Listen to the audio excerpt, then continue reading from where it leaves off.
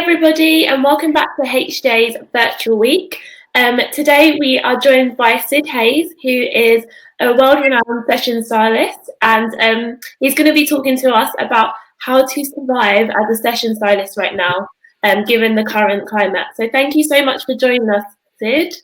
Thank you very much for having me, and hi guys, hope you're all doing well at home. I know I am just about, and it's nice to be here. Good. Well, yeah, thank you so much. It would be great to just kind of talk and start about how you've been coping since the social distancing measures have been put into practice, and like just yourself as well as, you know, your work as well. So my sort of session work probably started to have this effect just after the Milan sort of shows. When we went into Milan to do shows in the airport, they were doing thermometer testing on the way in. Which was quite a weird scenario to suddenly have that kind of thing happening when you're not used to it. Obviously, measures in Italy were so much stricter than in the UK at that time. It was quite odd and kind of quite weird. And then after that, the sort of Paris shows happened, and work just sort of started to very sort of slow down on the session front. And I didn't think this was actually going to happen. You know, you'd see this in, in China on the news, and kind of it was like, oh, it's fine, it's just a common cold. And here we are. Like it's an incredible time. No one has ever experienced anything like this, and I think it's there's definitely some sort of reflecting time. There's definitely some new things we can learn about ourselves, and new things going forward with businesses, and also the way that we ourselves practice in our life. Yeah. Has it made you look at things in your life and your work a bit differently? Oh, 100%. You know, every day I take my dog out with my wife. We take Lashes and I take Clive out for a walk. We're quite lucky. We live right by the river, so we're able to sort of walk out. We've got the river right in front of us, so you know, humans always sort of go to water. It's kind of a sort of place for your mind and your spirit. You know, when you're going outside and you're looking at things, the roads, there's no one around. You know, you can hear things. You hear the birds, you know, singing, and there's less fumes, there's less traffic, there's less people. It's quite a interesting headspace, and I think, you know, for the environment right now, it's definitely an amazing time for it just to, and everyone just to go, let's just take a minute, let's reflect. And yes, you know, it's horrendous what's happening around the globe in terms of people's lives. But there are some things that some people are going to take as good positives from it. Yeah, definitely. And what was the last? So you flew to Milan. Was that the last bit of hair work you did, and you were booked for before? So I did another editorial job and an advertising job just after that. Mm-hmm. And then I had some advertising jobs lined up. One advertising job lined up in particular with a big brand, and it was all going ahead. And then, you know, it just all started to sort of stop. And I was speaking with my agent Chris at Art and Commerce about you know, options and what was happening, and he sort of said, you know, everything is just getting cancelled left, right, and centre. And you know what's hard is you can't, at the moment, no one can plan. We don't know when this is going to end, you know. And then, you know, in the day I tend to sort of watch the news at 5 o'clock, listen to what's going on, and I try and stay away from, you know, my Daily Mail app, because it just sends your mind spinning. And we can't control this at the moment. It's not down to us. I think it's down to us to take responsibilities of our own lives and stay inside and stick to the guidelines, which is happening. I've also got a hair salon in Kew Gardens in southwest London, which has been a small family salon. I've been around it. I've grew up around my whole life. It was my dad's salon originally. and I'm there like a day a week. I sort of run it as in from the back seat, all the sort of behind the scenes sort of stuff. And then I've got an amazing manager called Alicia who runs the whole thing and leads it from sort of the face, in the shop. And I'll pop in and do that. So we were very quick on reacting to the situation. And when the government first said about, they wanted to close pubs and restaurants, we actually closed the salon. We're not open on a Sunday or a Monday, and that happened on the Monday night at 5 o'clock. We actually decided a Tuesday morning before that we called all of our staff and said, please don't come to work. So we reacted very quickly. Some people within the industry might have thought that might have been a bit too quick to react like that,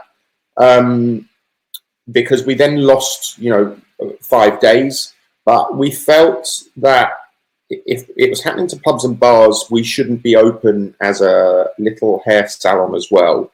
But then again, like I said, your mind starts to play wonders on you, and you think, should we have actually closed the salon? Was it too early? So we implemented. It's a really small salon. It's got 7 chairs. It's got we employ 6, and it's a great little salon. We do really good work. It's really great quality, and I really kind of strive for excellence within that salon and the way that we run the business, the way that we are with our staff, etc., and the team. That we really feel like it's part of us and our family. So I sort of, we came up with an idea that we would have a 1 in, 1 out policy with no receptionist, no assistant, just 1 hairdresser and 1 client at a time. And then once that client was gone, it would be cleaned, and then we would allow the next client to come in. So we did that on the Friday for a day. And by the Saturday, I just thought, we can't do this. But, it's not fair on, again, the team or, clients. So we decided to close the door again on Saturday morning, and we didn't open again since. Yeah. Obviously, because the reason why you implemented that after the government announcement was because hairdressing is so close contact anyway. Yeah. How do you think that this will affect the industry in the long run? I don't think it will affect our day-to-day business of what we do in the salon. Personally, as when I look at people and me as a person, I'm a very sort of like giving, kind person, and I, take pride in reactions with people and being with mates and friends and family and the team and the guys that work with me on shows and shoots. So, and it's all kind of close contact, and it's I hope that it won't change our industry at all, because we will get through it. This is a certain time that's happening, and it's nice that we're able to bounce about with different hairdressers as well. I'm sort of seeing, speaking to different hairdressers within the industry. I've got a lot of close contact with those sort of friends. So it's nice to be able to bounce off those guys within the industry as well, get their advice and other salon owners and session stylists, etc. Yeah, that's good. And how have you been maintaining your relationships with the brands that you work with? So do you know what? It's actually been quite busy.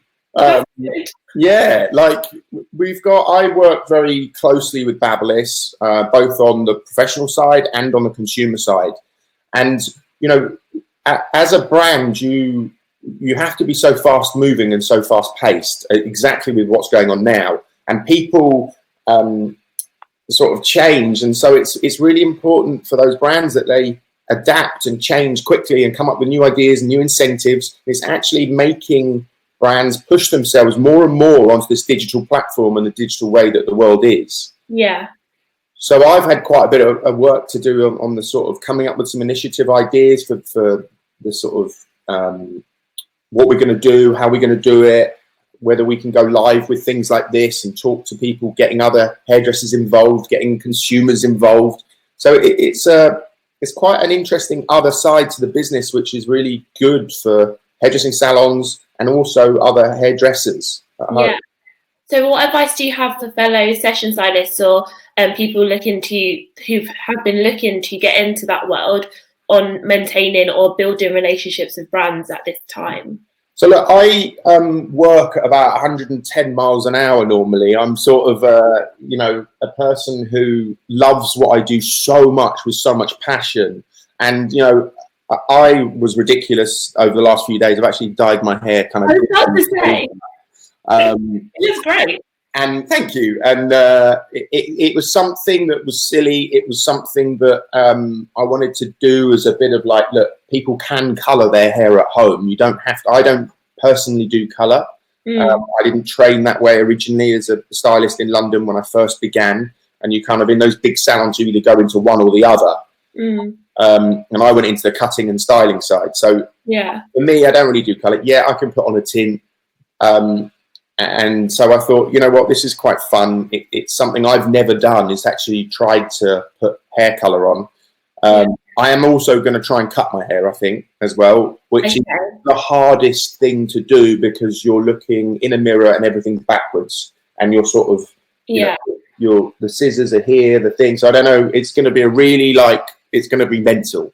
So your advice would be to try stuff on yourself? Yeah, I think, well, within reason. Only professionals, obviously. Say again, sorry. Only professionals. Only professionals, exactly. But my advice would be for people and budding hairstylists at home is try things which you lack experience in. So whether that might be pin curls, whether that might be finger waves, wet finger waves, practicing these different techniques. Practice those like things that you never have time to do and you go, right, I'm going to do that, and you never get round to it. That would be my big advice, is get your blockhead out, practice, and make yourself a better hairdresser. There's loads of YouTube videos around. There's loads of people on Instagram that are showing things at the moment, especially, which is really nice to see, because we like to react with people. So social distancing is a weird thing, especially for hairdressers. All day long we react. We talk to people, we chat to people, we talk about the news. The salon is like a hub. It's like a sort of pub.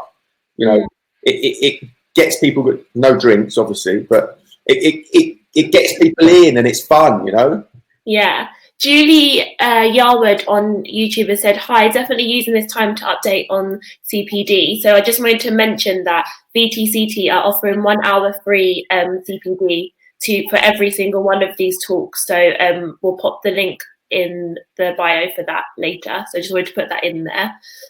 Well done, Julie. So you've mentioned before about maintaining relationships with clients and stuff. So can you just kind of explain how you're doing that? And I know you said before we started the live chat that you've implemented something in your salon as well. Yeah. So off the back of me, it was actually on Friday, me and Alex Brownsall from Bleach in London, she guided me through the sort of colouring of my hair. And the video's ridiculous. It's really silly. And it made me think again about the salon and about our clientele that we look after in Kew Gardens. Kew Gardens isn't central London. It's just on the sort of outskirts of London. It's a very kind of villagey feel. And a lot of our clients are actually all of our clients are in walking distance within the salon. So we also, in the parade of shops where we are, there's a little grocery store that's next door. And I've been going every couple of days and helping them because they are so busy, and I've been helping them do home deliveries to sort of the elderly people that can't leave and the people that are affected by this and can't get out. So with me going there and then me doing these drop-offs to the different houses around the area, it made me think about how we could still try and service our clients. I'm a bit of like I can do quite a bit on the internet, and I sort of run the salon website and do all that stuff myself. So I was able to create an online platform that enabled clients to log in. They could put their name in. This is clients of the salon that exist already. They put their name, their details, their address, their contact number, and we would arrange a suitable time for them to have a face-to-face, like we are now, a one-on-one sort of guide through your hair colour.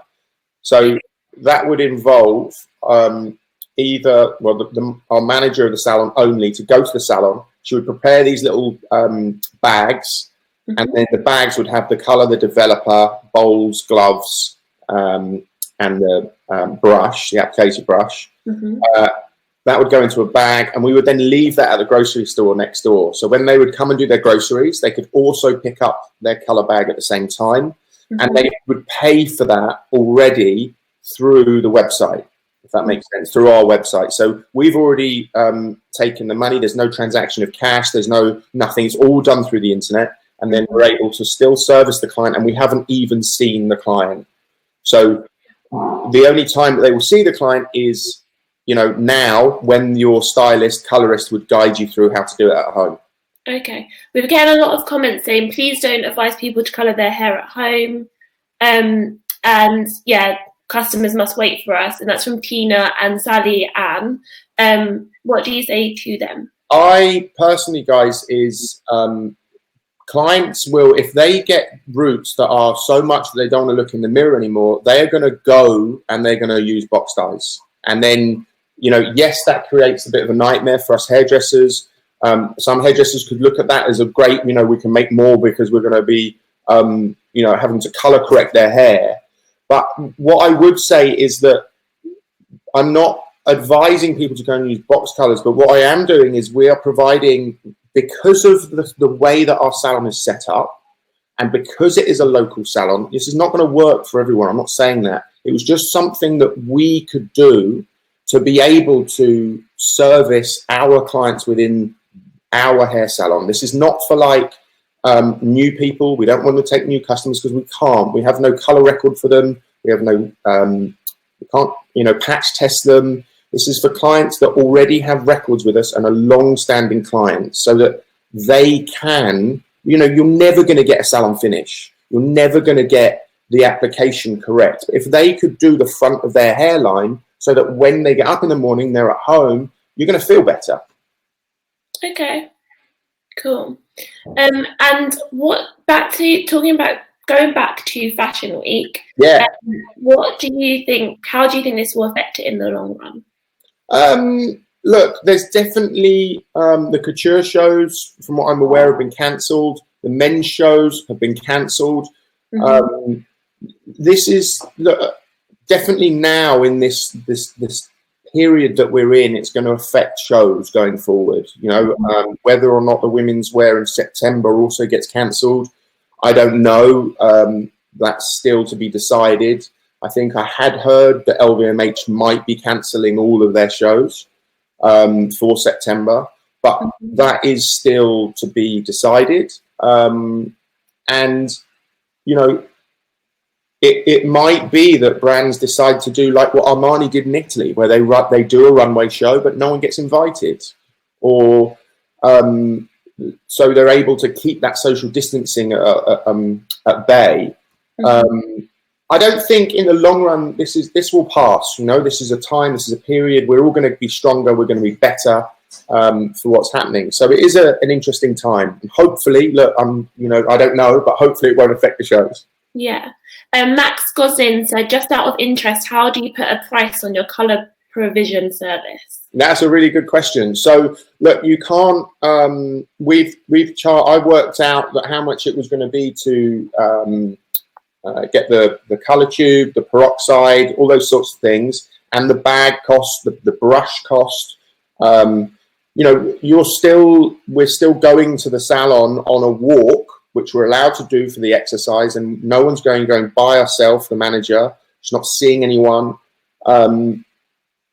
The cost of that I've worked out of being able to, you can't charge the full price of what we do in the salon, but you can definitely charge enough to cover the cost of doing it. And it's not about making money, this for me or for the salon. This is so that clients can still service their hair at home. So they're not going to wake up in the morning, and a lot of this is hard on people's brains, on the mind. It's debilitating, and to be able to look in the mirror and go, oh my God, my hair looks great, is so important. It's what we do. Yeah. Josh Goodwin said, "Can't wait to get the Sid squad back together." Oh, Josh, we love him. Big shout out to Sid squad right now at home. Oh, so speaking about like people's like mental health and just like how you feel about yourself, what tips do you have for stylists that might be feeling a bit hopeless right now?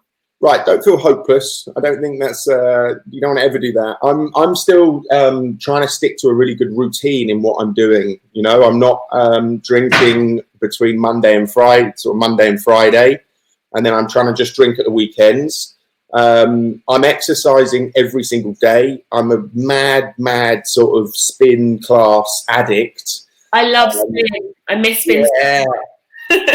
And my little, you know, around the corner from me, my little spin class studio have been amazing. They've set up, they're called Evolution, and they are a tiny little spin studio, and they rented me the bike. Look, you can see it here, look behind me. I'm so jealous. And they've come up with an amazing thing that you can actually log on to their classes and do the spin class with them.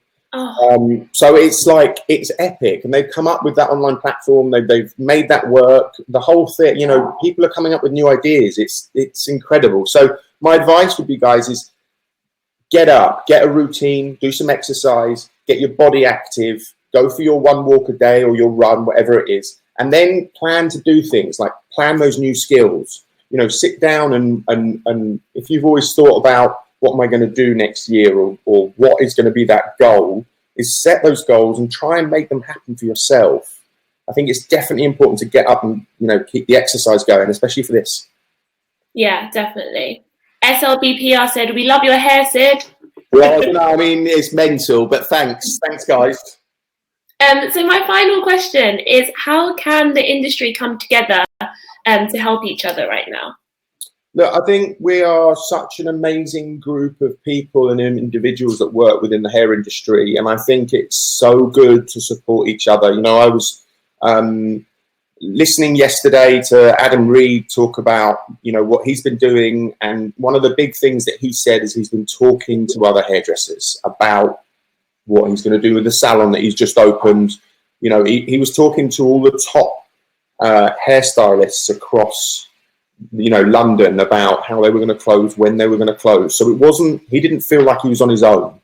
And I think that what is really important is that if you're, you know, wherever your salon is or whoever you work for, whether it's, you know, a small little independent salon or a big salon chain or whoever it is talk to your other guys at work, get them involved. One of the things that, you know, by doing this idea of color with the salon, with the guys at the salon, is so that they could also feel like they could interact with clients again. Yeah. I think that's what the main thing is. Use these video things to have conversations with people and, you know, express your opinions. If you're feeling a bit down and lonely, like, call someone up, have a chat. It's what we're, like, humans meant to do. So that's my big advice, is just speak to others, you know. Max has come back, said, thank you. Don't you think everyone will come back better, stronger, refreshed, and raring to go again? I think that's a lot. I think so, 110%. Nicely put, buddy. Yeah. Well, yeah. So thank you so much, Sid, for joining us today. Thank you very much for having me.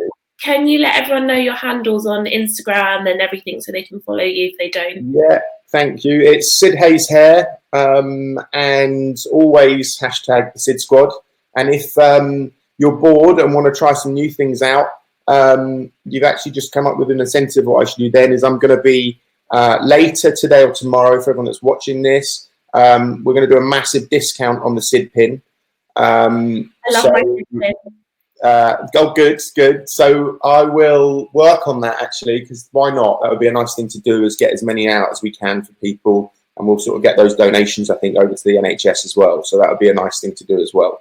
So I'll reduce it massively so we can get quite a lot out, and we'll donate that towards the NHS. I think that's a great idea. Perfect. Thank you so much, Sid. And thank you everybody for watching. And this will be available later to rewatch if you missed the beginning. Thanks for having me, guys. Cheers. Bye. Bye.